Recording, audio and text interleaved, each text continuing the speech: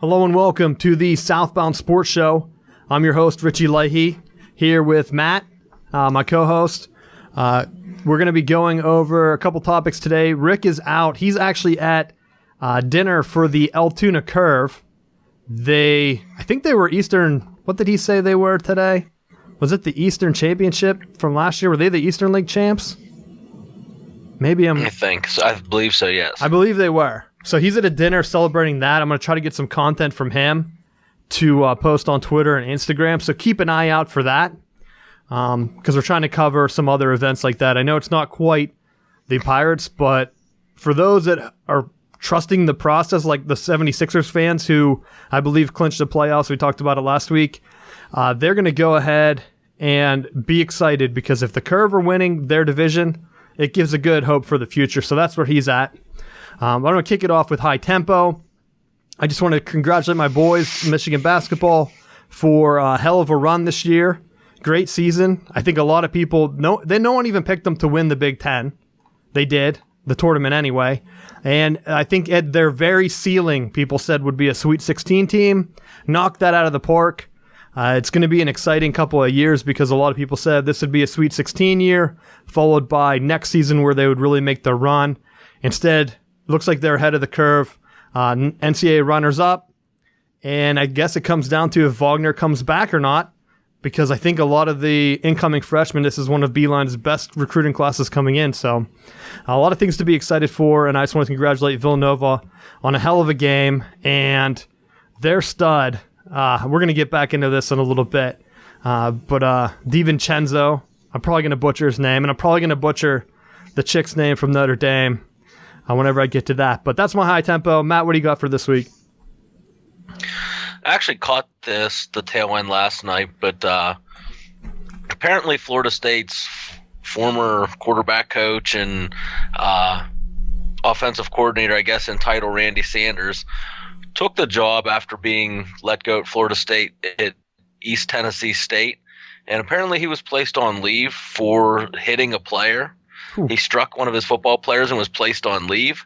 So I'm curious to see what actually comes out of that, because knowing and witnessing where coaches will either hit players in the shoulder pads or in the side of the helmet, I don't know exactly what happened, but I'm curious just to see what details come out of that, because he's definitely had a long coaching career and definitely has an old school mentality.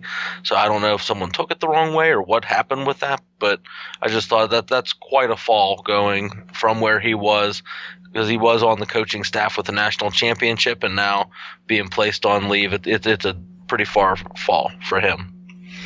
That's crazy. And in today's world, you gotta be worried about that kind of thing. Because I just think back to my man Mike Leach. If you're listening to the show, you know I'm a big fan of his. How he got ran out of Texas Tech was basically a kid took a video. It's been rumored that it was highly out of context, that the kid kind of exaggerated just in a video, but whenever that's the only evidence, what do you have going for you? And he's still trying to get his settlement money, and I feel for him because he's a great coach, and look what a shit show Texas Tech has turned into since he left. So definitely if you're a coach out there, because I know we have some that follow us, you got to watch your back. So one kid, you have him pissed off or whatever, you touch him, hit him in the helmet after a good play. I mean, even like Coach Harbaugh from Michigan, there's that video of him smacking Wilton Spate to get him pumped up for the game. Anything like that, I could easily see being taken the wrong way in today's world. So always got to be careful. So just a tip on that. Matt, you have anything else to add? Nope, that was it as far as my high tempo. All right, Steel City update. We're going to get into it. I wanted to, I'm laughing because I put this on here. Bucktober, it came early this year. What I'd say last week, I was going to put the flag at half-mast. I can't do it. The Bucks, they're undefeated. So I'm looking at the overall, just the MLB standings right now, and it's way too early. You can't get excited. I know some Pirates fans might say. I was actually hoping that this would happen because there's a lot of negativity around the team going into the season, and a lot of the players kind of said, like, people don't expect us to win. Well, we're going to win, and at least they started them out that way. Unfortunately, they were playing the Tigers, and as you know, Tigers, friends of the show, they're in a rebuild. So it's way too early to get excited. You got to wait until they go through 2 or 3 series with the Cardinals, with the Brewers, and with the Cubs. If the Pirates win series against those 3 teams in division, then we can get excited. But for right now, just go ahead. I say Bucktober might be here already because the Pirates could be playing to lose anytime soon. So just keep that in mind. Don't get too excited about that. Matt, you have anything to add about baseball? Have you watched any of the games? I watched a little bit. The thing that I kind of surprised me is how hot they started off. I know they're playing to lower competition right now, but the thing that really surprised me with how they're playing is it's going to go against the fans that are saying, well, this team stinks and we're not going to go, and the protests for the players to come out and win the games that they are. It's going to real quickly backfire on them, because if they're winning games and they're top of the division, people are going to come out to the ballpark. They want to see a winner. They're going to want to see what they're doing this year that's going to be different. So all the protests, all the everything about how the owner's cheap and doesn't want to spend any money, it's right out the window right now. And then I'm curious to see, for those bandwagon fans that are here right now, when the bottom drops out in a couple months, are they still going to be there? Are you going to hear more about the protests and the issues with management that you're not hearing now? Because it's definitely died down with the hot start. Yeah, my worry is the management's going to point to this and say, well, look how well we started. We just need the process a little bit longer. We don't have the depth. Because you hear that a lot with college programs. Oh, wait till I get 2 or 3 recruiting classes in here. This is only 1 year. Look how hot we started, and then we kind of died down. We don't have the depth. And I have a feeling that's what's going to happen here. If they ride this hot start, the wheels are going to fall off. Probably around, I would say June. But most likely, at least by July, by trade deadline, they'll say, well, we were in it. We didn't want to make any harsh moves at the trade deadline, just like last year. And then it's too late to do anything. And then they'll point to the hot start and be like, well, look, it's working. We're winning. There's nothing really we can do. You just have to wait this out. And it's going to be a downward spiral. But yeah, the protest people, I guarantee the bandwagon fans are out in full force, supporting the Pirates, raising their flag, and I know this is a red flag for fans out there. I hate to break it. If you're excited about the Pirates start, I'm just being real. This isn't a team that's going to go deep in October, and they're not even going to be top 3 in their division. So temper your expectations. On the other side of things, Penguins clinched their playoff spot. That's my next highlight here. So that's good. There could be a huge jump for playoffs because they do take the division winner. The Caps are kind of running away with it right now. 103 points to the Penguins, 96. Penguins have not been good the last couple games. 5-3-2. Feels like they're limping into the playoffs. Again, I'm of the mindset where I don't care how you get into the playoffs. It's not like basketball, like the NCAA tournament where you can get hot and go in. Hockey's a whole different game. It's about matchups. So it's really going to come into play. Who are they playing in series number 1 and who's on their side of the playoff bracket? And it's going to be something that's going to shake out here soon. And we'll be getting into it. And hopefully we have a picture by, would know by the end of the week, I think. Or at least have things cleared up. But it's looking like they're going to be right around the 5 spot. I think they have 2 games left. The loss to the Capitals on Sunday was killer. Killer for any chance at the division. So we can pretty much kiss that goodbye. I think it's actually eliminated mathematically. But right now, I think we're sitting 5th. So it's pretty much where we're going to end up. Matt, you have anything else to add before we get into it? We're going to have to give a breakdown next week once we see what the matchup is. I mean, we know what this team's strength is. They've won the last 2 cups. So it's going to come down to matchups, and that's what we'll be hitting next week. So you have that to look forward to. You have anything to add, Matt? Yeah, I just think going into these last couple weeks, I think they're really playing hot. And the thing that I like going forward is that they're getting shots on goal and they're putting the puck in the net.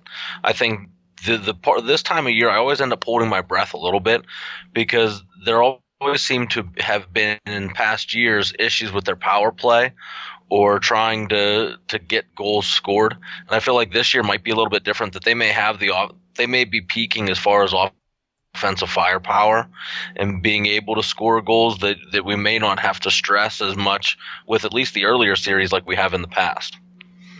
Yeah, it's really going to come down to how the seeding breaks out, because you don't want to hit one of those upper teams. You want to kind of hit the bottom tier and get the easier matchup. But again, we really won't know. There's a couple teams that are just close right now in the standings going into the last couple games. And I did look it up real quick. It's a little bit behind since we're already off the Pirates, but the Altoona Curve did win the league title and the division title last year, so that's where Rick is celebrating. Last, we have the Steelers draft needs. I keep seeing that boards and sites are putting up that the Steelers need a quarterback. What the hell? We can't draft a quarterback every goddamn year. I mean, we just drafted Josh Dobbs. I mean, this year you could say, oh, well, it's a kind of a deep class. And yeah, if some of the teamers are morons and they pick, who's that guy? Darnold. He's already forgettable, because I know he's just going to make the wrong reads and be a laughing stock, and who won't even start. He could be a backup forever.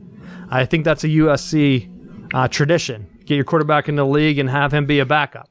But the overall seeding, unless Allen, the kid from Wyoming, who for some reason he keeps dropping on the boards, unless he falls to the Steelers, I don't think you should take a quarterback. And I know some people have it as an asterisk. Well, maybe take it, maybe not. Yeah, I guess if a guy like that falls to you because he's similar to Ben Roethlisberger, and I think he could fit right in and pick it up instead of trying to fit these square pegs in a round hole, I think you need to go defense. You definitely need to fill the linebacker roles, maybe a safety, and it's going to be something that drafting late in the first round is going to be tough. So to fill those holes, that's what you're looking at. I'm looking at the draft picks now. Steelers have one pick in the first 3 rounds, so they have 1, 2, 3. They do not have any in the 4th round. They got 2 in the 5th round as of, I forget when this was. There's no date on it. So hopefully this is up to date. 5th round they have 2. They have Pittsburgh's and San Francisco's. None in the 6th and 2 in the 7th, Pittsburgh's and the New York Giants. So in the first 3 rounds, you have to take care of defense. If you go ahead and take a high pick on a quarterback, it has to be a star guy. You cannot jump and take another Josh Dobbs type. You just can't. Matt, what are your thoughts? I think with this, the more that I've kind of looked at it, I don't know defensively. I think a big piece to it obviously is going to be who falls when Pittsburgh goes to draft. But I don't think you reach for a defensive player. I think they had their guys the last couple years, and I think kind of the water's been muddied defensively as far as their scheme. Traditionally with LeBeau, it was a 3-4, it was attacking, but with more and more teams like New England that are going to these empty sets, what you're seeing Pittsburgh play is almost more of like their dime and their nickel, so their sub packages, so to speak, where they're having more defensive backs out on the field.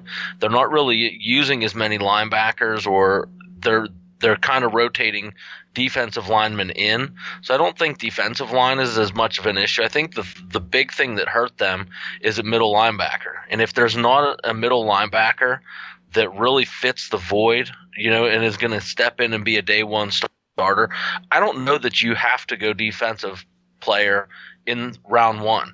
I think, to me, one of the choices I'd like to see is, if he's available, possibly the running back from LSU.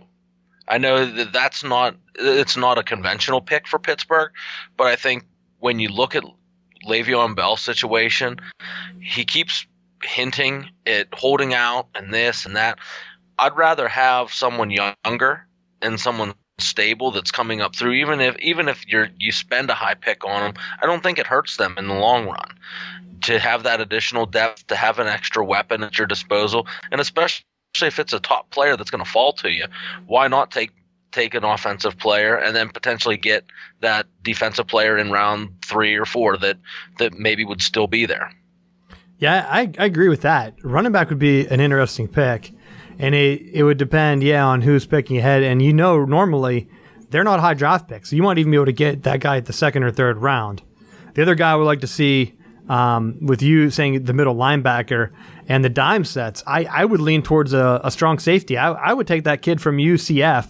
If he's there in the third round, he's fast as hell. He's missing a limb, an arm, but at strong safety, do you really need that? You just need to be in position to knock the ball down. It doesn't matter what arm you use to knock the ball down. Most people use the other arm to hold on to the back of the jersey, which can get flagged for interference these days.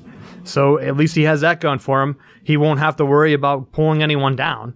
So take a chance on him. You need some speed? Get some speed.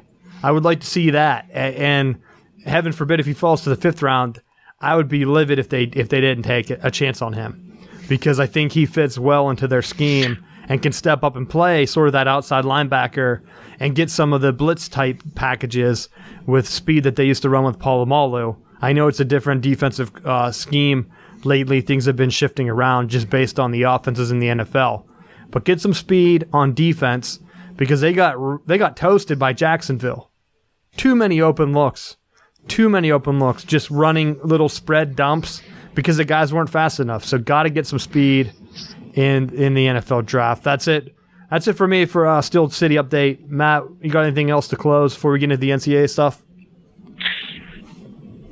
Just one of the things NFL-wise that I was looking at today, New England traded Brandon Cooks, wide receiver. They traded Cooks and a fourth-round draft pick to the Rams, and in exchange, New England got the Rams' first-round draft pick and a sixth-round draft pick.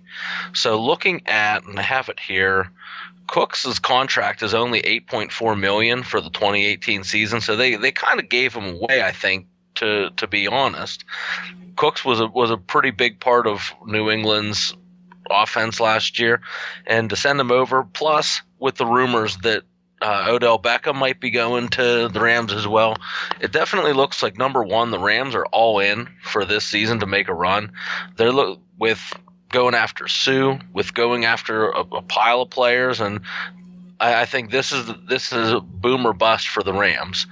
And I also think that New England, from what it looks like, could be setting the table to try to, if the quarterback that they're looking for is in the early rounds, falls, they're going to have the draft picks in place to make a move to be able to jump up. And the name that I'm hearing is Rosen from UCLA. And that would really shock me to see him go there. With reports that they were talking about where they had Jim Mora on and was saying, well, he's a new generation type of quarterback where he needs to know why you're doing stuff, and he gets bored quick. Like, if he doesn't understand why you're doing stuff, he's going to challenge different stuff, which definitely, if those things are true, could be interesting to see how Belichick plays on his inquisitive mind. I know the way that he looks at his teams, it seems like he's preparing to leave the Patriots in a good position once he decides to walk away. I think in some aspects he kind of gave that future away with trading Garoppolo to San Francisco and Brissett to the Colts. So he doesn't have a true backup for Tom Brady. They may be looking to go quarterback in the early part of the draft and maybe being prepared to jump up to draft the guy that they won in the early part of this year's draft, stockpiling draft picks. Yeah, I'll play a little bit of devil's advocate, but you have the Josh Rosen thing you said about Jim Mora Jr. Maybe he was just questioning it because they had a lot of head-scratching coaching moves and decisions out there. I mean, they weren't well coached. So maybe he's just smart and Belichick sees that and was like, okay, well, this guy's going to question what Jim Mora's doing. He obviously got fired for a reason. So it's not like he's out there just destroying teams in college. He was a great quarterback in a really bad situation at UCLA. I mean, come on, UCLA is kind of a dumpster fire. So you had that early game with with A&M last year. Of course, Jim Mora Jr., he's not going to turn that around. They had some shady deals out there with them getting 5-star recruits, and it just kind of fell apart. Like, you bring in a lot of guys, and if you're just not a good coach, if you're just living off your name, that's what's going to happen. So that's what it seemed like happened out there. And I would like to see him in that situation, to be honest, because I think he's definitely has the fire to win. And if he's going to be questioning decisions because he doesn't think that's going to get them to reach that point or have a chance to win, it's definitely something I think Belichick would have picked up on. And he is kind of fallen. I just don't know how he has fallen behind Sam Darnold. It just doesn't make sense. And if that's what you're hearing, Matt, that New England's looking at him, then it seems like we're spot on with our analysis. That if Belichick sees something in him, that he's willing to make the moves, then he has to be seeing the same stuff we're seeing. You have anything else to add on that? I think when you're looking at football, and I kind of hang my hat on being a quarterback coach with the teams that I've worked for, I think when you look at the quarterback position, the thing that makes it special is that you can't miss on who your quarterback is, especially when you're looking at the college level and definitely up into the professionals. If you don't have a confident, competent quarterback, your team isn't going to play well. It doesn't matter what you have around you. There are those rare anomalies like the 2000 Ravens where Trent Dilfer carried them, and I forget who the other quarterback was on that team, the Banks. They went back and forth with quarterbacks that year, but they had the running game and they had the defense to carry them. Those instances where a team plays like that are few and far between. Typically, you need, especially with the NFL being more of a passing-centered league, you have to have at least a competent quarterback, if not a top tier, to really make a push. And when you look at the teams that have gotten there, it's been through quarterbacks who've done a good bit of work and in contention for the MVP in those respective years. Yeah, that's a good point. It definitely comes down to who your quarterback is. And I mean, like Geno Smith, he just went across the pond. He's bouncing around, a guy that I didn't even think would get a second chance. So some teams just don't have direction at quarterback. One last note, the other name I'm seeing floating around with the Steelers is that they've been looking hard at Mason Rudolph, who I think would be a good consolation prize. I don't know if I would take him in the first 2 rounds because... Actually, it's funny that you say that because I think he would be an excellent second-round pick. I think last year they tried to throw spaghetti off the wall, and I don't know that they have it with what's-his-face from Tennessee. I don't know that they have their quarterback. I definitely don't think Landry Jones is going to be the man going forward. You could take a Mason Rudolph who has that similar build as Roethlisberger, who played in a wide open, deep throwing offense that kind of mirrors some of the stuff that Roethlisberger is doing now. And if you think he's the guy, I mean, you could potentially draft him round 1 if you really are thinking he's going to be the one you're going to hand the reins over to. You definitely can't.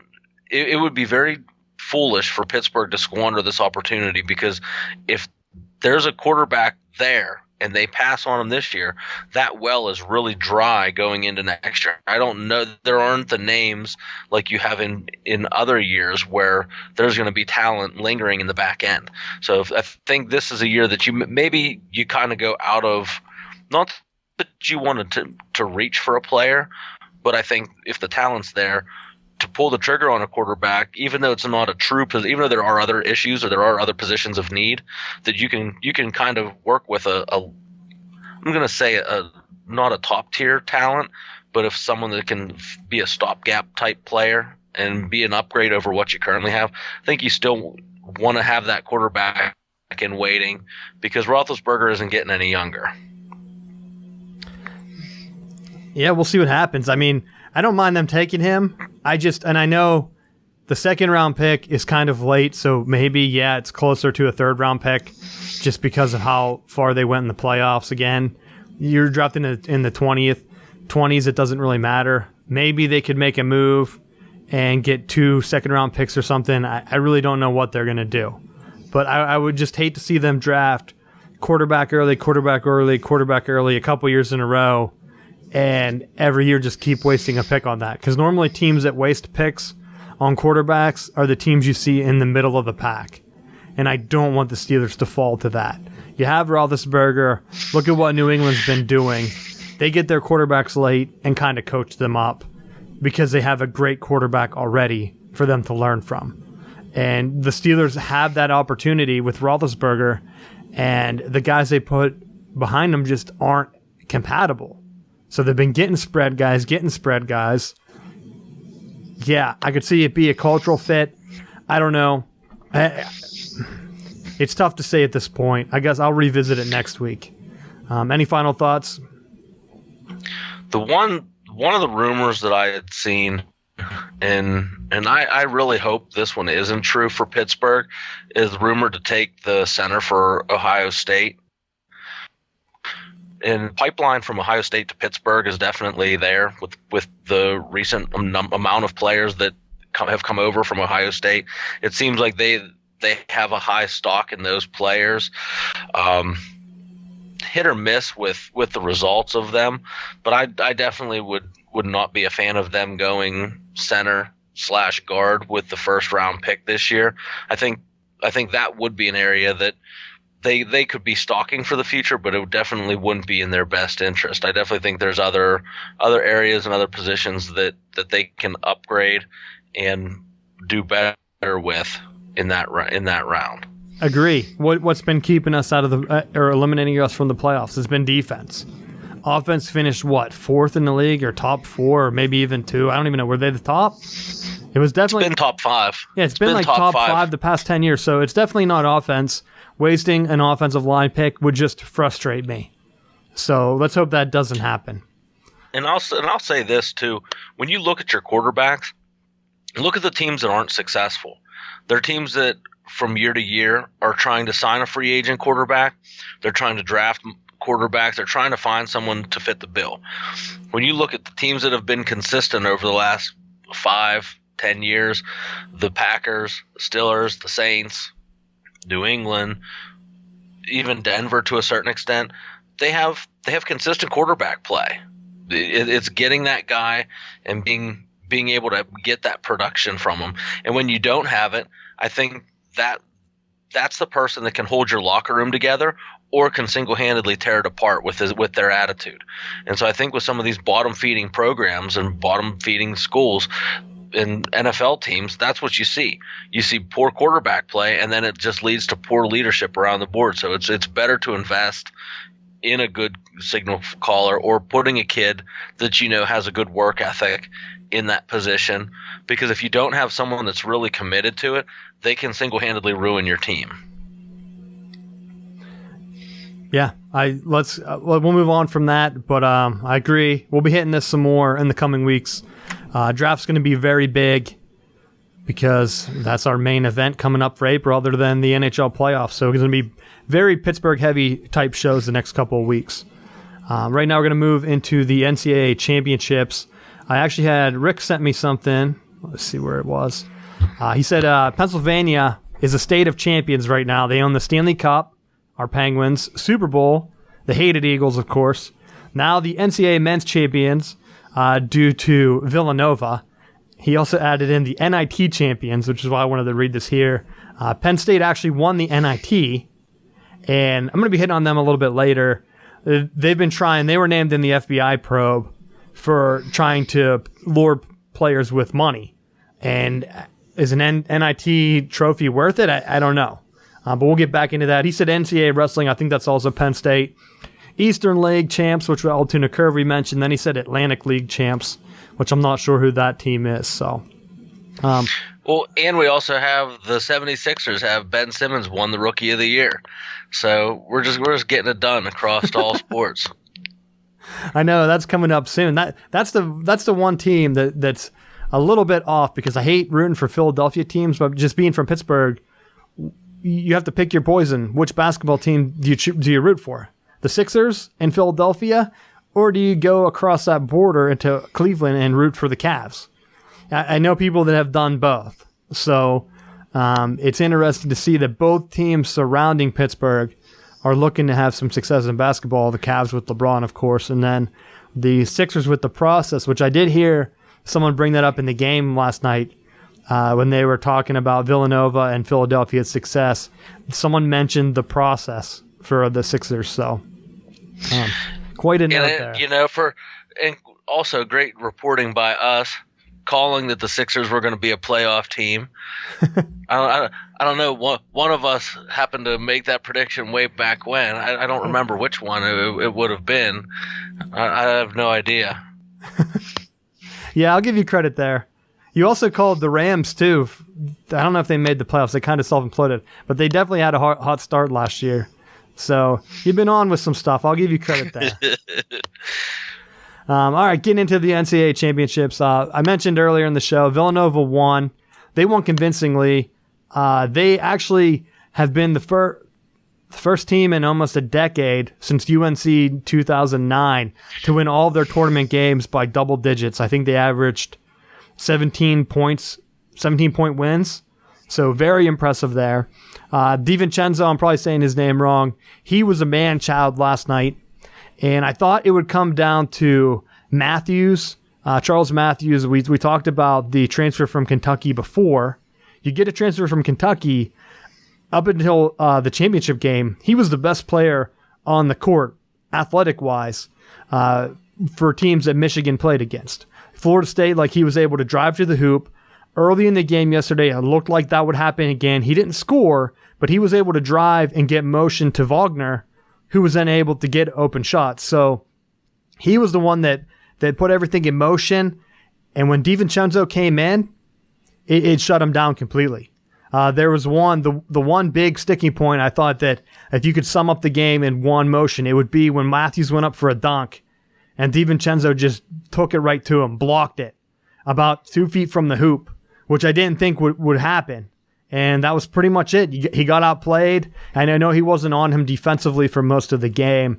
But just from an athletic standpoint, you got to be able to drive to the hoop in Michigan's offensive finish. And, of course, they didn't hit shots, Michigan. I don't know. Some people would point to the big storyline coming into the tournament was how would the layoff from the Big Ten tournament? Michigan was shooting hot in the Big Ten tournament. Of course, it was a week early this year. And I don't know if you can necessarily say that's the reason why they didn't shoot well in the tournament. I think five out of the 6 games they shot below their season average in the NCAA tournament. So they won mainly with defense. But in the championship game against an offense like Villanova, you can't just rely on defense. It's just not going to get it done. You have to hit shots. They didn't hit them again. I don't know if you can point to that. I don't know if that's a thing, but for some reason, they just didn't hit their shots this whole tournament. So it's definitely something that it was good to see defense get the job done because in basketball, that's kind of gone away. In the first couple rounds, a lot of people said that it was due to the weak schedule of teams that they played, but you really can't pick who you're going to go up against in the NCAA tournament. You can only play, and if the higher seeds get upset, how is that on Michigan's fault for making it to the championship game? No big deal. Very proud of the guys. And like I said, Villanova had a lot of seniors and upperclassmen on their team. And I think that's what's going to work. I did see, I love the coverage on TV. Did you watch it at all, Matt? And which one did you watch if you did? I did not watch. I just caught some of the highlights because I knew I had some trainings for work and I needed to be a functional citizen today. So being that it was the 9:20 start, I just figured I'd catch whatever. I knew you'd be texting if they were winning big, and when I didn't wake up to have 47 messages, I kind of assumed that things didn't go so well. I think I texted early just saying this game's over because there was a couple points that I've been hammering all tournament. You just hit on one, the late start time. Come on. I know this is like a big event, but 9:20 on the East Coast is a little ridiculous because when you add in all the commercials and everything, I know it finishes around 11 or whenever, but if you're trying to get young kids into the sport, that doesn't help. Look at what the NFL does, and I know it's a Monday night start, so it's a little bit time-wise. The NFL puts Super Bowl at like 6 p.m. because they know that if they would go with their typical 7:30, 8:30 start, what's the Sunday night game? Is it 8:30? They know that if they go with that start time, kids aren't going to watch the game. Parents don't let their kids stay up to watch football for the most part. If the parent's not a fan of sports, their kids aren't going to be able to stay up to watch the game. They'll say, oh, you can see highlights tomorrow. I've seen it happen. I've worked in schools where the kids have told me, well, I wasn't allowed to watch a game. I had to go to bed. So the 9:20 start, if you're trying to build your sport, is ridiculous. It's not going to work. I wanted to bring up the other fact that I loved the team cast. I watched the Michigan cast because my other beef is with the streaming of the games. They push the March Madness app, constantly disconnects you, and then whenever they report the numbers, they don't say how many people viewed on average. They say how many people viewed total. And I guarantee every time, because I work in tech, every time someone refreshes that stream, they count that as a new viewer. I guarantee they do that to boost the numbers. So I took a gamble last night. I said, you know what, I'm going to watch the team cast because I assume most people are going to watch the mainstream. So I watched the Michigan one, and I will say I did like it. I think, who was our main guy? Jay Feely. They had a bunch of Michigan guys there. Desmond Howard was there. So it was kind of like a reunion because, as I always joke about, there's a ton of Michigan guys in media. So they were all there telling jokes, sharing stories. So that was fun. Even they weren't, like I said, Desmond Howard was there to talk about his Heisman and stuff like that. It was a very good marketing tool. And the whole time they kept showing trolling tweets because people didn't realize that it said Michigan Fancast on the side of the stream. And people were tweeting at TNT saying, this is blatant. You guys are obviously want Michigan to win. Why do you keep calling Michigan us? And they would just throw up people's tweets throughout the game. I was laughing so hard because one of them was like Rob Lowe, the actor. He was coming hard at TNT saying that it was embarrassing that they would refer to Michigan as we or something like that. It might not have been him that said that one, but they just kept showing them. And then they would be like, you're watching the Michigan team cast. If you want to watch the real coverage, go to TBS. And I thought it was funny, and I did enjoy that. So in a beatdown, I guess I could say that, in a beatdown, a blowout, it's good to have some lighthearted moments like that. And they had stuff lined up to show that instead of just harping on the same points, like, oh, instead of hearing the same thing over and over, Michigan's only shooting 17% for this game. They're getting wide open looks. They're not knocking them down. They're going to lose. Everyone knows that who's watching the game. You got to hit the shots. If you're under 50% from free throw and your 3-point is like, I think they hit 2 out of like 14 or something by the second half, you got to at least hit your team average. And they were wide open looks. So it's not something, and it's something that plagued them all tournament. I don't know what it was. Could have been that this team hasn't been that far in the playoffs. I don't know. And Villanova was just in the championship. Maybe they were used to it. It could be the upperclassmen thing, but I'm going to save that for a second because I did have one other beef.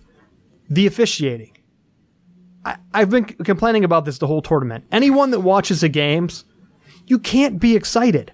Both teams had guys in foul trouble. Matthews fouled out of the game. I mean, heaven forbid it was a close game at the end and you lose your most athletic guy on 5 fouls. I think 3 of Villanova's star players, including Player of the Year Brunson, had 4 fouls. How do you give Villanova's point guard the Player of the Year? You call 4 fouls on him early? I think he had 4 fouls with 9 minutes left. The same exact thing happened when Michigan was in the championship game last time, 2013. Michigan had Player of the Year Trey Burke, who also got 4 fouls with about 10 minutes left in the game. So it's not something that is just a one-year thing when Villanova got Brunson with 4 fouls. If you're having Players of the Year within 6 years get 4 fouls on them where their coach has to sit them because there's 10 minutes left in the game and he doesn't want them to foul out, it's a problem. Well, maybe it's just poor coaching. If it's happening the same, with the same coach and the same system, maybe it's just bad coaching. Well, Villanova, that was one. Michigan had the guy in 2013, Player of the Year Trey Burke. This is Villanova's Player of the Year. Their point guard. He had 4 fouls.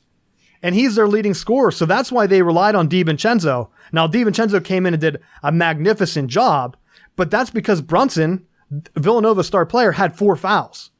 So, I mean, he got fouled. He was in foul trouble early. He was flopping a bit, but they had 3 Villanova guys with 4 fouls at the end of the game, I'm pretty sure. Michigan had probably 3 as well. And I've noticed that for every game I've watched, the NCAA has had multiple star players with 4 fouls. And I will say, the NBA, I'll give them credit because the NBA makes a point to never call fouls on the best players. I mean, the refs have to know, okay, Villanova's point guard, he's player of the year. So maybe instead of calling, and they were ticky-tack fouls because the TNT guys, after a little bit, they were showing fouls and just how ticky-tack they were. And like I said, it was both ways. So if I'm a casual fan and I turn that in, let's say Michigan's not playing, I would have been disgusted that you're extending the game for no reason. It was a double-digit lead, and instead Michigan's shooting double bonus with like 13 minutes left in the game. Foul shots are not basketball. It's embarrassing. So I want to see what the ratings turned out to be. If the game is a blowout, it was a double-digit lead. Yeah, Michigan could have came back, but they're not a good free throw shooting team, Matt. You know that. So whenever they're just getting free throws with 13 minutes left in the game, and you're getting clank, 2 clanks because it's double bonus, it just extends the game for no reason. And I wonder, a conspiracy theorist right here, I wonder if they're doing it just to get more commercials in. Because to me, there's no other reason. It's a championship game. I want to see the two guys play. I want to see Villanova's guy put his shoulder down and drive to the hoop. Every time he drives to the hoop, he gets an offensive foul. That's a problem. And it went both ways. And it kills the flow. These are college kids. They're not NBA guys. So you can't just stop the game for no reason. I mean, it may also be the referees trying to grab their couple minutes of fame. One of the lines that I did see after the game was someone went through that DiVincenzo's Twitter account and was pulling up tweets from like 2011 when apparently he was like 14 years old, and that he was like had some rap lyrics from Meek Mill in and was using the N-word, and like people were criticizing him about it. So it's like he just comes off winning the national championship on the biggest stage, and then people are giving him a hard time about stuff from when he was 14. I mean, I've said off air 1,000 times, I'm glad that we have grown up in the times that we did as opposed to now, because God only knows the stuff that I'd be saying or doing or having stuff posted of me, online now, if I was doing the stuff now as opposed to back then. It just kind of felt like it kind of put a little bit of a damper on everything, being that someone they had so much free time that they were like digging back into, stuff from 7 years ago. Well, that's crazy. I've seen that happen in multiple sports across everything. You kind of have to be careful. If you're a kid with social media and you're going to be trying to get recruited, you should only just follow coaches and just retweet people. Don't tweet your own stuff. That's my advice. And I'm glad you brought that up, because it seems like no matter what happens, the kid has a hell of a game. And I did see some of that stuff, Matt. Everyone's trying to look for an edge. They're trying to knock the guy down. He basically won the game. I think he had like half the team points. Michigan couldn't stop him. They rotated 3 different guys on him, and he was just on fire. At one point, he hit a 3-pointer with 2 guys on him, like a double team, and it was deep. You just can't do it. Like, the guy's on, that's the game. Otherwise, it would have been a slugfest, a foul fest, pretty much. I am going to see if I can pull up the fouls this offseason and see, because I looked at the NCAA website. They do keep track of fouls per team, but it didn't break it down by the NCAA tournament. Because the other thing I wanted to bring up for NCAA Championships, I didn't want to talk about Michigan-Villanova. I wanted to give the women some props for Notre Dame. Notre Dame women's went in and knocked off UConn. I think it was it Friday or Saturday? Like an overtime game, they knock off UConn. Of course, UConn's the favorite almost every year. They turn around and they have to play Mississippi State on Sunday. And let's be honest, usually whenever you knock off UConn, you're done. You're exhausted. You pulled off the big upset. You shot your wad around early because it was the Final Four. You knocked them off. And Mississippi State got up. They were up big, double digits. And the one thing I think that swung the game, and I think might help with the NCAA fouls, I think they call the fouls to give timeouts in the middle of the game. Well, the women's for this tournament, I don't know if they did it all season, they quit doing the 20-minute halves and they went to 10-minute quarters. I think men's basketball should do the same, because it gave Notre Dame a chance to regroup. It will make coaches a better part of the game. It will, I mean, one and dones are already hurt. I did like how they put up some stats during I don't know if they did this on all the broadcasts or just the Michigan broadcasts, but they said that like one and dones haven't won a tournament since like Kentucky or Kansas back in or I think it was Kentucky 2012, or maybe Duke. Like teams that have one and dones, there are only like 2 teams that have one and dones the past like 10 years have won the championship. So what's winning these championships and might be what's helping Villanova is you're recruiting guys for 4 years that are there and they're playing as seniors. So they've seen everything. It helped Michigan too. Michigan had two or three seniors that play significant minutes. Wagner, I think, is he a sophomore or junior? I don't even know if he had to sit out a year because he came internationally. Matthew sat out a year, so he's older because he played at Kentucky, sat out a year. So I don't know if he's actually a junior or sophomore or if he was coming back. But when you have these older guys in the system, it's going to help you. And I think what's going to happen is the men's need to go to the 10-minute quarters to stop the fouling. Then you don't have to call fouls for a timeout because even one of the announcers said, oh, that foul was just to get to the TV timeout because we're 2 minutes behind. So when the announcers say, oh, we're 2 minutes behind the TV timeout, you know that there's a guy down there by the court. If you've never been to a game, there's a guy. He wears a stupid, and I don't know if it wouldn't be ESPN in this scenario, but when I go to Michigan football games, there's a guy that has like an ESPN or a Big Ten network. He wears it's kind of like a safety suit that you'd see a guy wearing on the street, and he walks out on the field and he's pointing to the ref with the clock so that he knows to blow it dead. And there's a guy that does that at basketball, so you know that if he's behind on his timeouts, that guy's getting overly aggressive on the sidelines, flipping out with his bright yellow jacket on to get that timeout in. So whenever they call a foul, we're like, yeah, that foul was to get us to the timeout there. It's blatant. So what do you do? Just go to 10-minute quarters. If you want to do the commercials because you're losing money or whatever, I don't know. Just don't hurt the game because you're hurting these kids when you have a player of the year in foul trouble in the biggest game of the year. Because if that was a close game and Villanova would have lost because their star point guard was in foul trouble, like what kind of look does that give to your sport? I don't know. Did you see the women's game, Matt?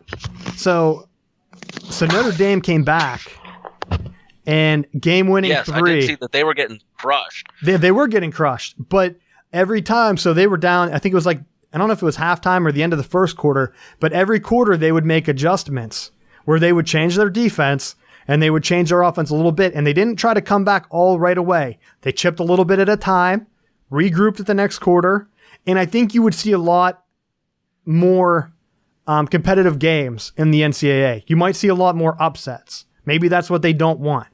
But I know this was a trial. I hope it goes to the men's game. But the shot was amazing. I don't want to say the girl's name because I'm going to mispronounce it. So look that up. Notre Dame game-winning 3. She took it. I think she said she wanted to drive. They cut her off, so she threw up a miracle 3. Some people were saying Mississippi State had a foul to give.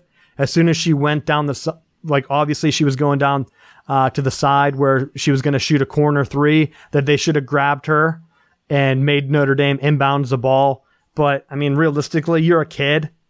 You're like a 20-year-old, 18-year-old. You're not going to be thinking that, oh, crap, I need the foul. You're not some guy sitting in a booth eating a cheese-covered pretzel being like, should have fouled there. Should have fouled her when she was driving to hit that game-winning shot. Because the worst thing, what would be even worse, is if you fouled her while she turned to shoot, and then she got 3 free throws, and she only has to hit 1 to win the game. But anything else you want to add on that game? No, I was impressed that Notre Dame came back from being as far down, because I flipped back and forth to it a little bit, but it was one of those that I just thought that I wrote Notre Dame off, to be honest with you. I thought there were a couple different points where when I checked in, I thought there's no way. Mississippi State's just going to pour it on, and in true SEC fashion just collapsed. So snaps to Notre Dame. Yeah, I'm glad you brought up the SEC thing. I'm going to transition now because I got into my little beefs on the basketball side of things, but I didn't want to take it away. I want to get into the fate of the NCAA because I don't really want this to sound like sour grapes, because Michigan played a hell of a game. Villanova played an even better game. So there's nothing sour about it. But the fact is, there's a huge elephant in the room for the NCAA. I brought up the women's because Mark Emmert came on, the president of the NCAA, and someone was asking him questions. I look up this interview. I'll see if I can retweet it from Southbound Sports. I'll see if I can find it. But he got very defensive and started to say that if you pay football and basketball players, men's, that women's teams will get cut and every other sport will get cut. And it was really weird the way he approached the question. And I think it's the beginning of the end. Because I put together some stats here. I'm going to run through it. I'm looking back at championships in our lifetime. And this is B-ball. It's a project I've been working on for football as well. Because a lot of media outlets say, oh, let's look at the strength of each conference. What conference is good? Which conference wins the most national championships? When you should be looking at a couple different factors. So I'm looking at it here. Mainly the big conferences here, just as NCAA, about 30 years. I think it's 31 because I'm 31. I think that's how far I went back. And it adds this year, so I think it is 31 because I did add Villanova's latest win. But the NCAA, or the ACC, has had 18 appearances in the championship game, 11 wins. But I will say that out of those 11 wins, 9 of them have come from Duke and UNC. And so the ACC has only had 5 teams in the championship game. And this is using the current alignment. So whenever you have the ACC, which is going to be one of your major conferences, they can kind of pick and choose. They don't really need these other smaller conferences. And the other big dogs are actually the Big Ten and the SEC. So you have 3 conferences that have the lion's share of basketball tournament appearances, basketball championships, and everything. So in this time frame, the Big Ten has had 7 different teams in the championship. I think the ACC has had 4 teams win it. UNC, Duke, ACC, I hope I'm getting these right. ACC has had 4 different teams win it. UNC, Duke, Louisville, which is vacated, but who cares about the NCAA vacating if they don't have any balls. And then Syracuse, because Syracuse had one in the Big East. But for now, it's who's in what conference. So you have 4 teams that have won it in the past 30 years. Big Ten has 4 teams as well. Michigan State, Indiana, Michigan, and Maryland. And the SEC, I believe, has 3 that have won it. Arkansas, Florida, and Kentucky. SEC has had 10 different appearances. Big Ten has had 13, and the ACC has had 18. So there are 3 conferences that pretty much run the NCAA tournament, no matter what you're going to say. If, let's say, UCLA would make a comeback, because I know, Matt, that was one of your predictors early, that they're a historical power, they could make a run. They got kicked out early. But you could actually add them in, maybe the Big 12, if Kansas would make a more sustained run. Big 12 has only had 2 teams ever make it in my lifetime, Kansas and Oklahoma. And one time they played each other. That's Oklahoma's lone chance of making it. They lost to Kansas. So all these other conferences, the Big East right now has been carried by Villanova. And even though Villanova was named in the FBI investigation, I did want to make a point that I think that it might have something to do with Notre Dame going to the ACC. Beforehand, if you're a kid from Philly, DC, Georgetown, you're in a Catholic conference, who's the number 1 Catholic school that everyone knows across the country? It's Notre Dame. So if you have a chance to play in your hometown, you're going to go to Notre Dame. Now Notre Dame jumps to the ACC, and if you notice their basketball program has kind of fallen off, someone in the Big East has to replace it, because you still have the kids from Delaware, the kids from DC, that the ACC doesn't have any teams really around there that they lost Maryland. So Notre Dame goes to a new conference that doesn't have any teams in the area that they're used to pulling from, and Villanova's all alone. So I think that's where Villanova, they've really filled the void. I don't know if it kind of lines up with the FBI thing, but it also, that same time frame is when Notre Dame went to the Big East. So we need like a longer timeline. We have to come back to this in about 5 years and see. Is Villanova still pulling in all these kids? Southbound Sports Instagram. Go back to, was it about December? I did a Pennsylvania basketball recruiting thing, and I said Villanova's winning the in-state kids over Penn State and Pitt, and that used to not happen because Pitt was in that same conference. Now Pitt's not out there. They don't play in Philly anymore. They're not going to get the Philly kids because you can't come in and say, well, Pitt's going to play in Philly. We play Villanova twice a year. So you're going to still get to see your kid play, and you get the education of Pitt or whatever else they want to give. We're a big football school, blah, blah, all this other stuff. they've lost that recruiting tidbit. And I think that's why Villanova has filled that void. And right now they're carrying the Big East. But I want to say, my last point, I know I'm going long. The NCAA, I think, is going to collapse. If the president is going on national TV and getting this defensive to an outside question, it's done.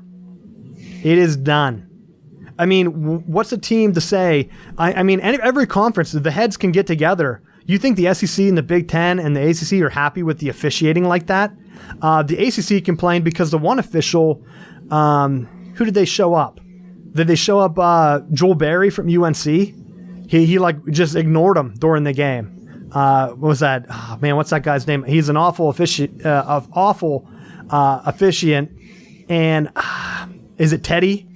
Is it TV Teddy? Look that guy up. I think that's who it was.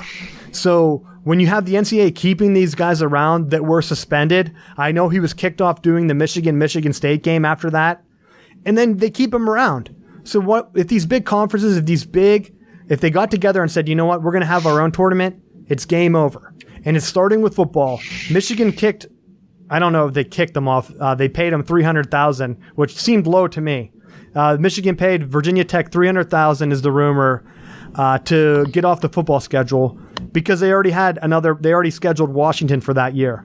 And last year when Alabama made the championship, everyone's looking at it and they're saying, okay, what do I need to do to get in the championship game? Just don't have any losses, because the big sticking point right now is Big Ten. They already play a nine-game conference schedule. So you're having 9 Power 5 opponents right off the bat. Then you're scheduling Virginia Tech and Washington. That gets you 11 of your 12 games are Power 5 opponents.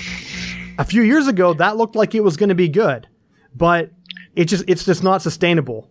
Matt, I'll let you talk. Argue. What do you think? Go ahead. I'm gonna argue that tooth and nail. And actually, it's funny that you bring that up, because I was gonna give, up until you had just sent that, I was planning. My plan originally was to give some love to Michigan, because going into 2018, one of the 5 most difficult 2018 schedules was Michigan. They were the opponent record was at 627. Of course, Florida State's was higher at 643, but we've talked about it before, where both programs scheduled tougher non-conference opponents. They scheduled a tougher schedule, and I think that they should be commended for that. Here's where it falls, where programs like Michigan and a program like Florida State and a program like anyone else in the country is going to fall off in this process, is that they're not Alabama. No matter what Alabama does, unless they completely bottom out 2 games uncharacteristically at the end of the year, there's no way that Alabama isn't one of your top 4 teams. Because when they sit down and they look at who do you want to play at the end of the year, nobody wants to play Alabama in November. No one wants to play Alabama in January. When Nick Saban has a month to prepare for you, nobody wants that with all of their top recruiting classes. So it definitely hurts those people. It hurts a program like Michigan, that if you're going to schedule these weaker non-conference opponents, and now you lose to Ohio State, which Harbaugh struggled to do. If he happens to struggle again this year, now Michigan can't fall back on, well, we play a tough non-conference schedule because you're trying to pad your non-conference with these cupcakes. Now you better put your eggs in a basket of, if you're gonna schedule fluff in your out of conference or your non-conference, then you better make sure you win out, because if you stumble one time, you're gone. And unless you're Alabama, that's the only program that's going to get a free pass. Well, I'm glad you brought that up, because Michigan next year, the 2018 schedule, is exactly what they've been setting up by canceling these double Power 5 moves. So they already have the strongest conference, one of the strongest schedules, and so does Nebraska. Nebraska is also on here because the Big Ten plays a 9-game schedule. So next year, Michigan only has 1 tough out-of-conference game. That's Notre Dame. That gives Michigan 10 Power 5 opponents. Last year with Alabama scheduling Florida State, they only had 9 Power 5 opponents on their schedule. So Michigan only has to play 1, and they're still going to have a tougher schedule than Alabama every single year, because Alabama plays who they played late last year. Mercer? Yeah, Mercer. Yes. The Big Ten doesn't do that. And so they're always going to have the advantage. You said Florida State's been scheduling, they're out of conference because they have the de facto 9th conference game with Florida. So just like Michigan, they only have to add one more, and they're always going to have a tougher schedule than Alabama every single year. But it doesn't make sense to go ahead and schedule that second tough game like Michigan had been doing in past years. Because if you stumble once in the non-conference, like Ohio State did doing the same exact thing, then you're screwed, because that effectively kept them out of the playoffs last year, even though they were conference champs. And I think what's going to happen is the NCAA is splitting themselves so far behind the ball because it only takes one.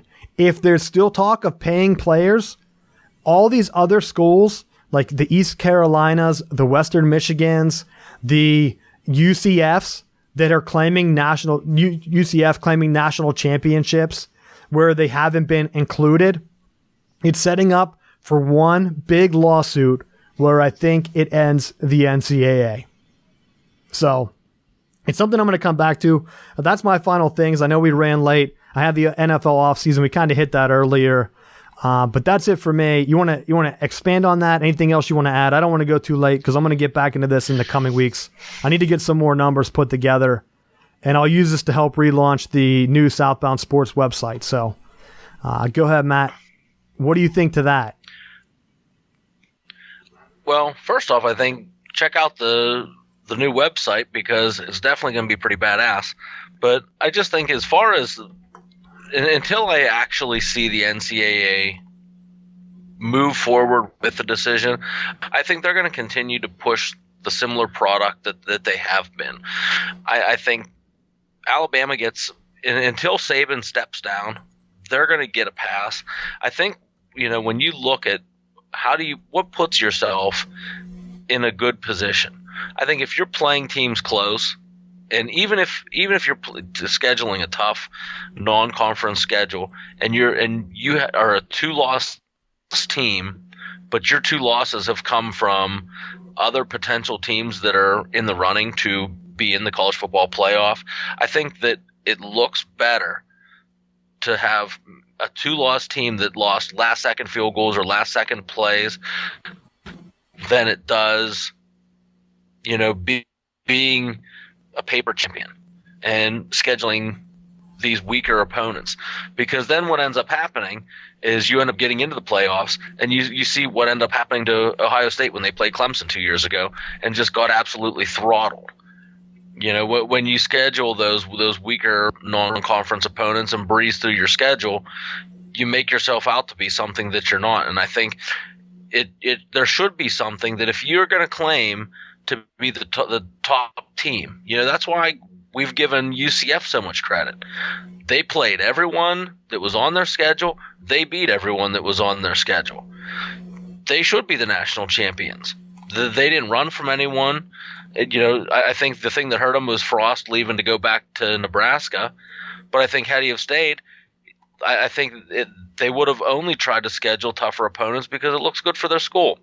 I would hate to be a program that you schedule these weaker opponents and there's no fun in it. I would rather play in Alabama and lose than to play DeVry and know that we're going to win by 70.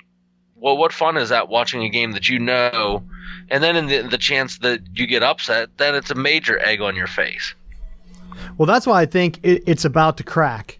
Because like you said, you need to kind of play everybody. And right now, there's not a playoff for that. And Notre Dame's president has already expressed his concern with the whole process. They've been excluded in the past. They just got hit with sanctions that they didn't think. Other schools, like you can't not hit UNC, but you can hit Notre Dame. And they've already said that they're ready to move to a more academic setting, which I think is dumb. I think it's suicide. Like, who are they going to do? What are they going to do? Call Harvard and Yale up and say, hey, let's go and do our own national championship thing. No one will watch that. Harvard and Yale already tried that. It didn't work out. But Notre Dame could say, hey, Michigan, Ohio State, we're buddies, right? Why don't we go ahead? We're rivals, but we're 3 of the most wins of all time. You have championship programs, like bringing it up. Ohio State, Notre Dame's not on the basketball list, but Ohio State and Michigan have both played in national championships in basketball, so you have two brands there. And they say, we should try to get some other schools here to see, and we'll just have our own league, and I think that's where it's going to go. So instead of having to play these patsies, they might have like one kind of preseason NFL type game where Michigan plays a Western Michigan, but it's just going to be all Power 5 schools because the NCAA, they had $1 billion revenue last year. $1 billion. So the pressure from the outside to pay athletes is only going to explode. And what's going to be worse is if the NCAA is saying, well, we're going to regulate who you can pay and how you can pay, and these players can't get the TV sponsorships. Hell no, that's NCAA money. All they have to say is, why the hell does NCAA need $1 billion revenue? If you want us to pay these guys, why don't we just take that TV revenue we just got you from the NCAA tournament, Michigan playing 6 games, and we'll give that to our athletes. That's how you pay players. Cut out the middleman, and right now the NCAA is a piss-poor middleman. Awful. And by the way, the championship game dropped 28% this year because you know why? The NCAA took a money grab and put it on cable television. It drew a 10.3 rating. That's about the same as Michigan and Florida State's Orange Bowl game from 2 years. When was that? 2 years ago?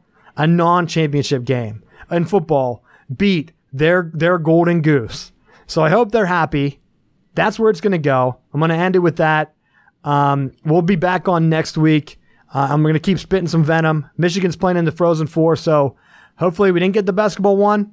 Hopefully we can get this one because, God forbid, if Ohio State wins it, I'll be so disappointed. Thanks for listening. Follow us on Twitter, S-Bound Sports, Facebook and Instagram, Southbound Sports. I'm going to be putting some of these stats up as I put some final touches on the website, and that'll be launched soon. And we'll see you guys next week.